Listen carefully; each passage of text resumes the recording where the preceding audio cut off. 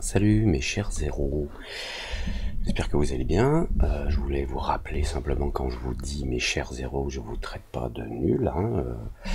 Le plus grand des zéros, c'est moi, zéro absolu, parfois même big zéro.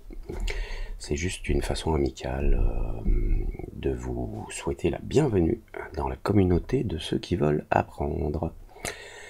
Aujourd'hui, on va parler du tag de contrainte, de constraint tag sur Cinema 4D, qui permet de faire tout un tas de choses et qui permet de se sortir de situations parfois délicates d'une façon très très simple.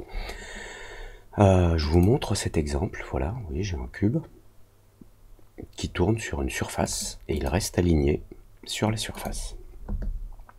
Alors, l'intérêt, c'est que ça n'est pas une simulation physique.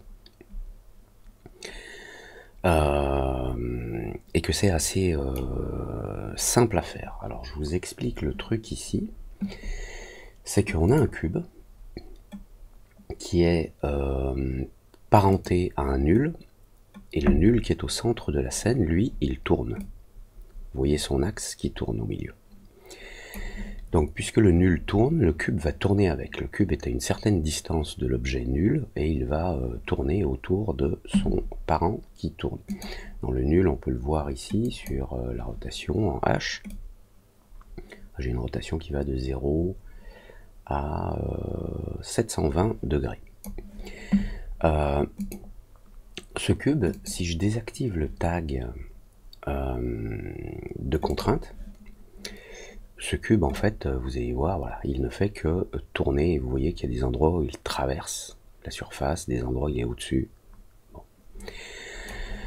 Donc, le tag de contrainte ici, tel que je l'ai programmé, il fait une chose assez simple. Alors, on a plusieurs types de contraintes, on ne va pas les regarder toutes, je vais juste vous en présenter une, et puis, comme ça vous permettra de comprendre rapidement les autres. Je vais utiliser le clamp, c'est-à-dire que je vais définir une valeur pour quelque chose dans le cube, puisque le tag est dans le cube, je vais définir une valeur par rapport à autre chose. Donc, puisque clamp est activé, quand j'active clamp, vous voyez l'onglet clamp apparaître, puisque clamp est activé. Quand je vais dans le clamp, j'ai un target ici, enfin une section targets au pluriel, puisqu'on peut en mettre plusieurs, et on va pouvoir mettre plusieurs contraintes. Alors, ce que je vais faire, c'est que je vais recréer cette contrainte. Donc, je vais cliquer, puisque là, on a Add, on a des boutons Add et Remove. Donc, ajoute, ajoute, ajoute. On peut créer plusieurs contraintes et on peut les supprimer. On peut supprimer les dernières. Donc, je vais supprimer celle-ci.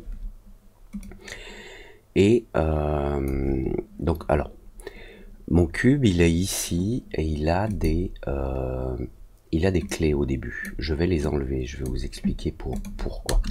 Je vais remettre, si j'y arrive, la rotation du cube à 0. Je n'y arrive pas. C'est sans doute parce que le clamp est actif, est toujours, enfin le tag est toujours actif. Donc je vais le désactiver. Je reviens dans le cube. Je vais remettre, voilà. Le cube maintenant, il a, voilà, je le place ici. Et il tourne autour du nul, enfin parce que le nul tourne. Maintenant je reviens dans mon tag, que je vais réactiver donc en mode clamp. Je vais dans la section clamp et pour l'instant je clamp rien du tout en fait. Il a juste fait tourner mon cube parce qu'il devait avoir des coordonnées en mémoire. J'ai dû cliquer sur set initial state. Voilà, initial state ici 0, 0, 0. Je crois que je ferais mieux de virer ce tag et d'en créer un nouveau. Voilà, je vais mettre mon cube ici. Donc clic droit, rigging, tags, constraint. Voilà, donc il a bien enregistré les coordonnées initiales de mon objet. Les rotations sont à 0, le scale est à 0. Et pour l'instant, je n'ai pas de contrainte. Donc je vais activer la contrainte clamp. Je vais dans clamp et pour l'instant, il m'a ajouté un target par défaut. Et moi, ce que je veux, c'est aligner mon cube sur la surface quand il tourne. Donc, ici, dans la fonction de target, comme je vous ai expliqué, vous pouvez ajouter plusieurs clamps. De la même façon, vous pourrez ajouter plusieurs parenting, plusieurs aim. Aim, c'est quand on se tourne vers quelque chose. C'est une forme de target, en fait, une cible. Alors, sur ce clamp, je vais lui dire sur quoi tu te clampes. Alors, c'est bizarre parce qu'on va dire quoi. En fait, on commence en bas, en fait. On aligne quoi? On aligne le plus Y de mon objet, c'est-à-dire mon cube. Plus Y local, c'est la flèche verte, donc vers le haut, là. Ce plus Y vers le haut, je l'aligne en contrainte. À quoi? Alors là, c'est au-dessus, c'est tout. Je l'aligne sur une surface. Maintenant, je vais prendre ma surface qui est mon plan, qui a été déformé avec un displacer. Et j'ai utilisé un shading noise. Donc je peux changer, vous voyez, son échelle globale. Donc je reviens sur constraint. Donc tu t'alignes sur une surface à une position déterminée, une position fixe, et tu vas utiliser la normale. La normale, c'est-à-dire l'orientation de la surface que je vais t'indiquer. Si je mets Guru Shading ici, et le target, donc, c'est la cible. La cible, c'est le plan. Donc utilise les normales des faces du plan pour aligner, pour déterminer en contrainte la valeur Y du cube. Alors pour l'instant, je glisse pas le plan encore. Je veux juste, voilà, qu'on sélectionne le cube. Enfin, je veux juste sélectionner le cube pour vous montrer. Le Y, il est dans ce sens-là. Et le Y, il va venir... Alors, le plus Y est en haut, le moins Y est en bas, mais en fait, il s'agit de Y, hein, que ce soit plus ou moins. Ce Y va être projeté sur la surface. Et quand il va rencontrer une face là en bas, il va utiliser la normale de cette face pour déterminer des contraintes sur Y en position et en rotation. Donc je reviens sur mon clamp, je prends le plan, je le glisse là en bas dans le target et hop, vous voyez, il a automatiquement tourné le cube pour que la projection Y de l'axe Y de mon cube, et on voit le trait rouge là, s'aligne sur la normale de la surface qui se trouve là en dessous. Et ce qui va se passer maintenant, c'est que si je déplace mon cube en X, vous voyez, il s'incline à chaque fois par rapport à la normale de la nouvelle face qu'il rencontre là en dessous. Vous voyez, cette face, et puis il tourne pour s'aligner sur la normale de l'autre.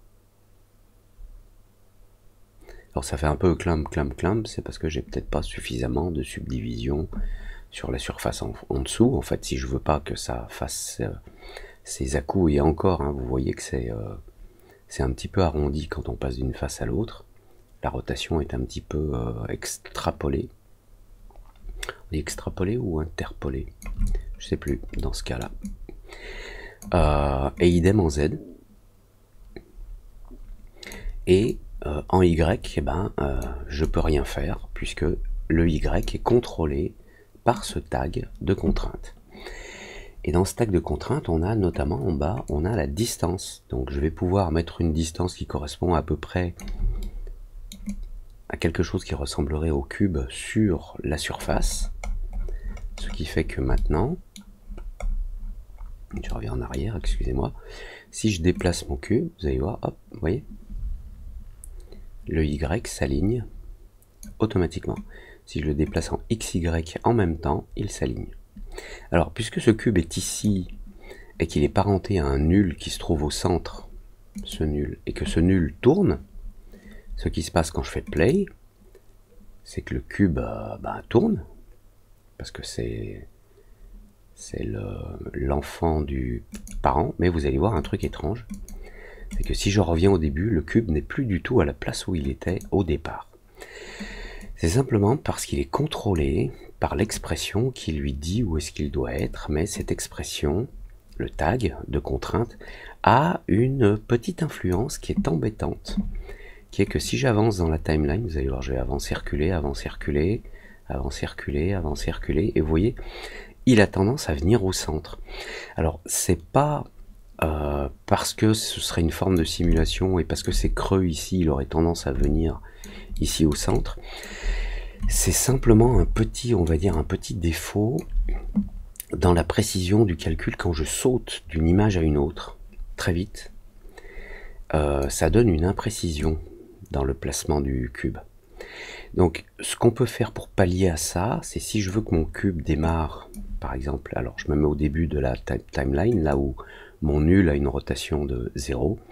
Si je veux être assuré que mon cube démarre toujours ici, le mieux c'est d'enregistrer les coordonnées du cube ici, au départ, et les rotations également. Alors, je dis les rotations également, mais c'est pas forcément obligatoire, vous allez voir. Ça permet, quand on enregistre la position initiale du cube, ça permet de faire en sorte que quand on fait play, on tourne, voilà, il se passe des trucs, et quand on revient, quand on arrive au début, bah, le cube reprend sa position initiale, parce que si je m'amuse à le faire bouger ici, vous voyez, il garde maintenant une référence par rapport à sa position qui était initiale parce qu'elle a été enregistrée. Alors soit on enregistre la position initiale dans le cube, soit on a ici dans le constraint, on peut enregistrer la position initiale et la rotation initiale.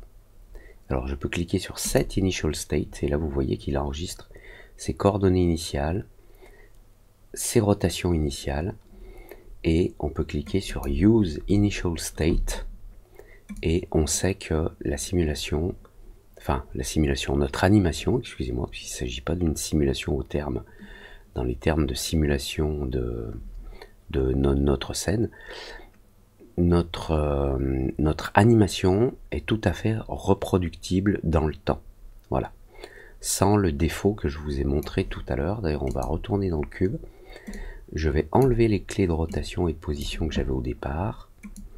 Vous allez voir si je m'amuse à faire ça. Hop, j'avance, je recule là au milieu. Vous voyez, le cube, il revient au centre. Par contre, si je vais au début, tic, il vient se mettre là où il était au début parce que les coordonnées sont enregistrées ici dans le basic, enfin dans le constraint basic, coordonnées initiales, et est-ce qu'il faut les utiliser? Oui, donc il revient à sa place quand on est au début, et ensuite on peut lancer notre animation. Voilà. Alors, on peut faire des contraintes sur différents axes, différentes façons, etc.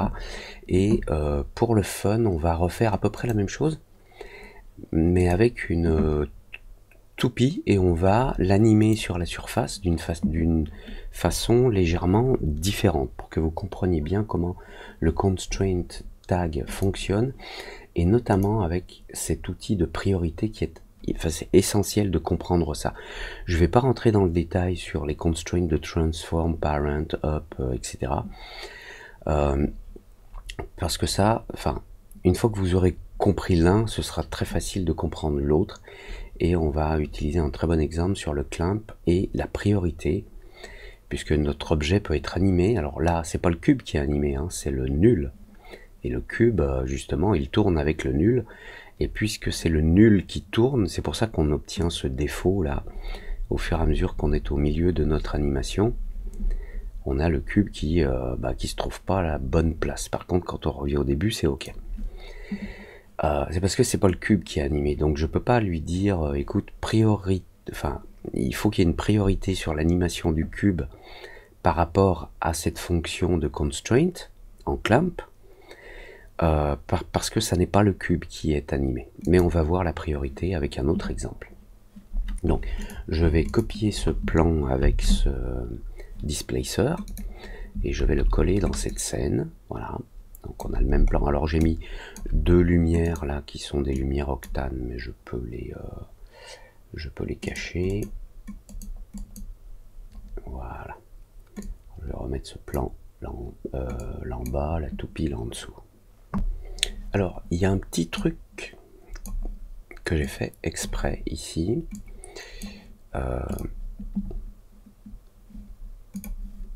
Qu'est-ce que j'ai fait? J'ai coupé mes lumières? Non, voilà. petit truc que j'ai fait exprès, alors on est sous Octane, mais peu importe. Hein.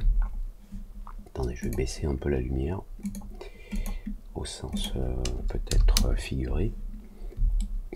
Voilà. Notre toupie, vous voyez qu'elle est à une certaine distance du plan. Ok?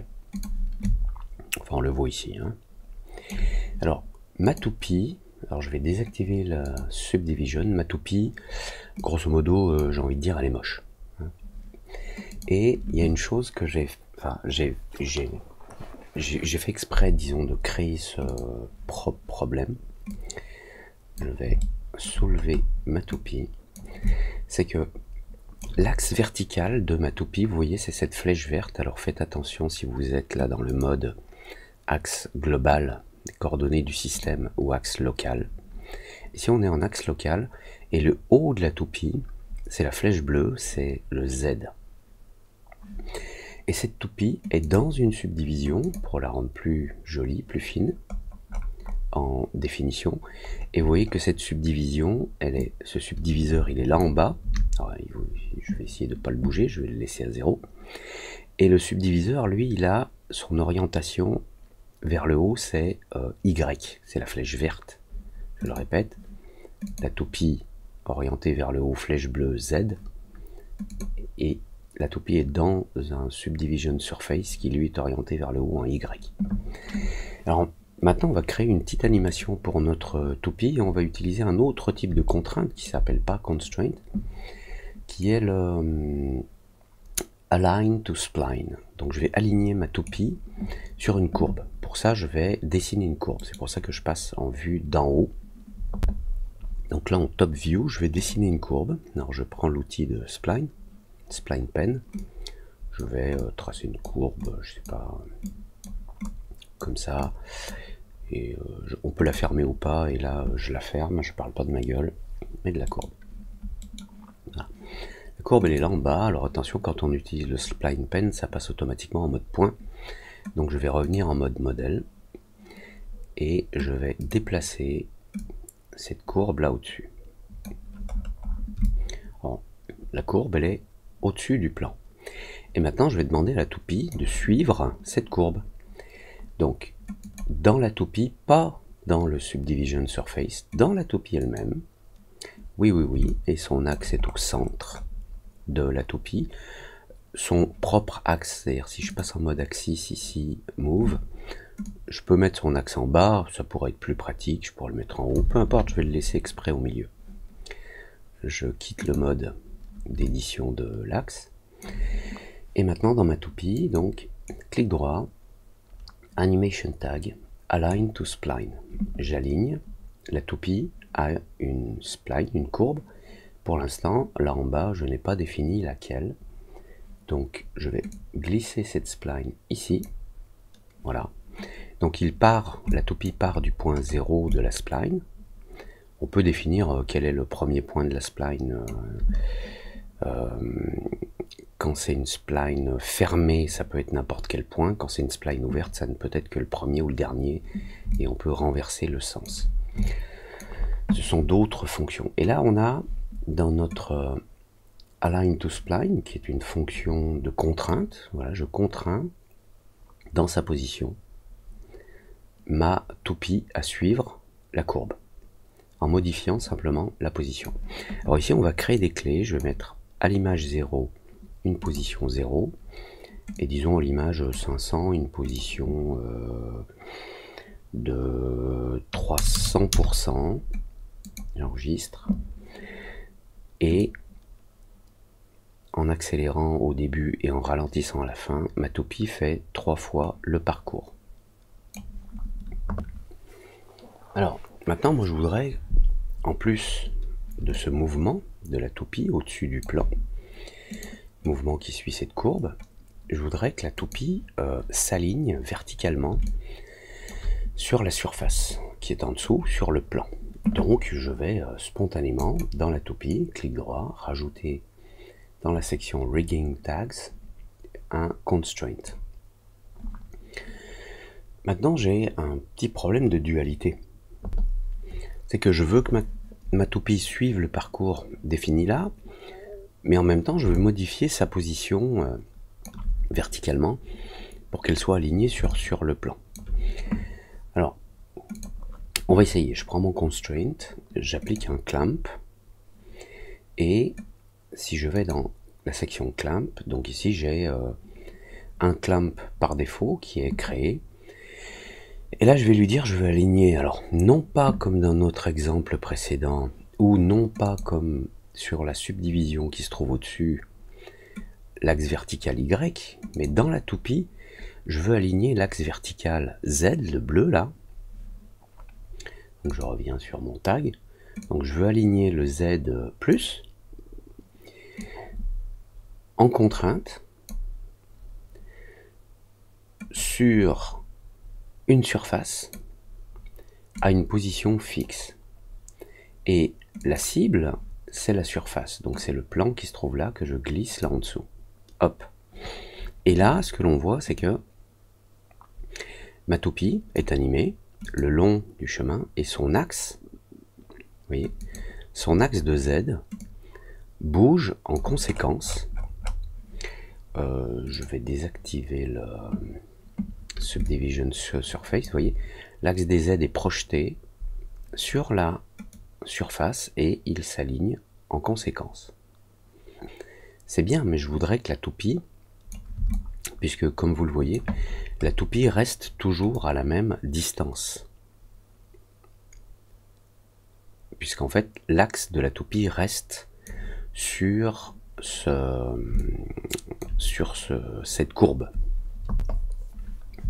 Alors, le problème ici, c'est pourquoi la toupie suit la courbe. C'est-à-dire que le centre de l'axe de la toupie suit la courbe, les coordonnées x, y, z, et que la toupie est quand même se fait, on va dire, incliner en projection de surface par cette fonction de constraint en clamp sur l'axe des Z. Et bien simplement parce qu'il y a une histoire de priorité. Vous voyez que là en bas, je lui ai bien dit, je veux que tu sois à une position fixe. Je vais revenir sur l'autre scène. Vous voyez le cube là? Ici, ce cube, je peux lui dire de se trouver à une certaine distance. Alors là, ça marche pas parce que j'ai enregistré la position initiale et là, on est à l'image 0. Alors, je vérifie dans le cube, j'ai pas de clé.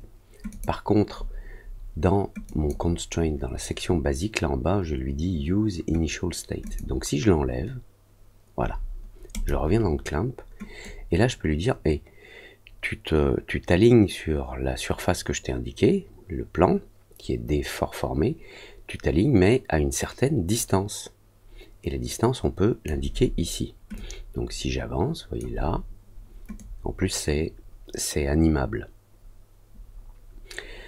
Le problème sur cette nouvelle scène, c'est que quand j'utilise ce paramètre de distance, alors que les paramètres de contrainte ici, hormis le use normals, mais ça fera pas de différence ici, peu importe, vous voyez que sa distance ne change pas.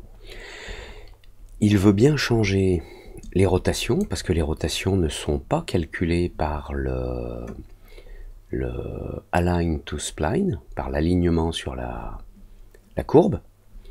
Donc il veut bien faire ça, mais la courbe a priori est prioritaire sur la position, et notamment la position sur Z. Je peux même essayer de prendre mon objet ici en Z et de le déplacer, il ne se passe rien, puisqu'il est contraint par le spline follow align to spline. Voilà. Alors, même si je change la distance ici, il ne se passe rien. Et c'est un problème de priorité. Donc on revient ici dans le constraint. Alors, c'est vrai qu'il aurait été bien, voilà. Regardez ce que je viens de faire. Bon, je le remets.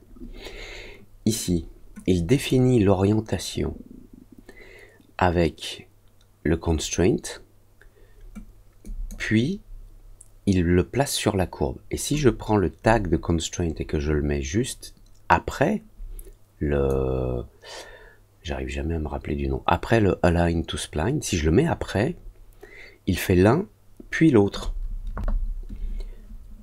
Donc là, il prend l'objet, il l'aligne sur la courbe, puis il prend l'objet et il utilise la fonction de constraint qui se trouve derrière. Et là, je vais pouvoir indiquer la distance.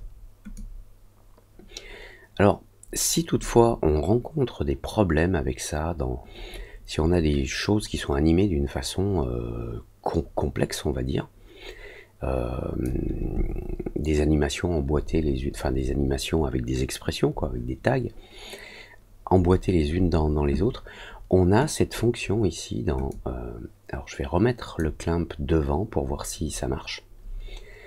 Je mets le clamp devant et je vais dans les propriétés basiques, et dans les priorités je lui dis que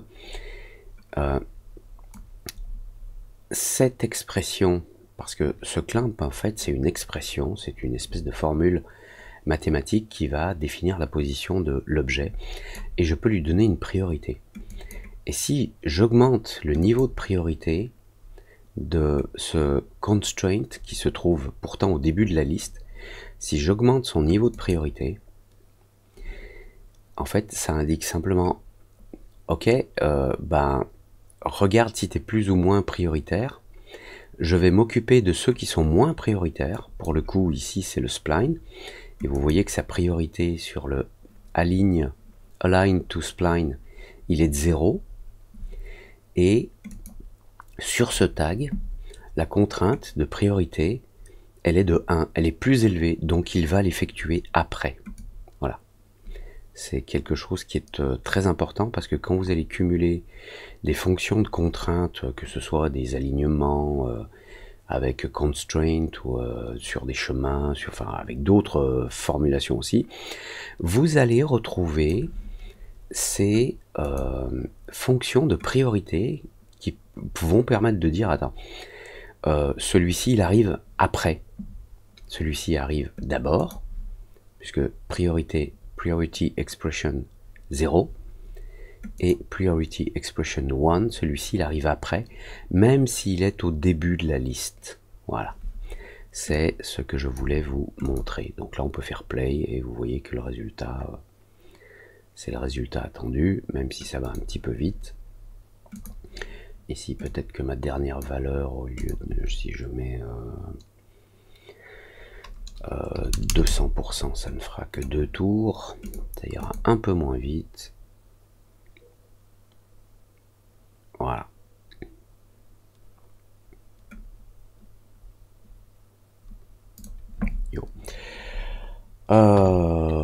C'est fini pour ce tuto.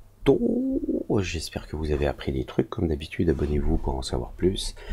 Likez si vous avez aimé. Likez pas, cliquez sur j'aime pas si vous n'avez pas aimé, avec un petit commentaire pour me dire ce que vous n'avez pas aimé. Ce serait cool. On se retrouve tout de suite pour de nouvelles aventures. Bonjour chez vous. Ciao.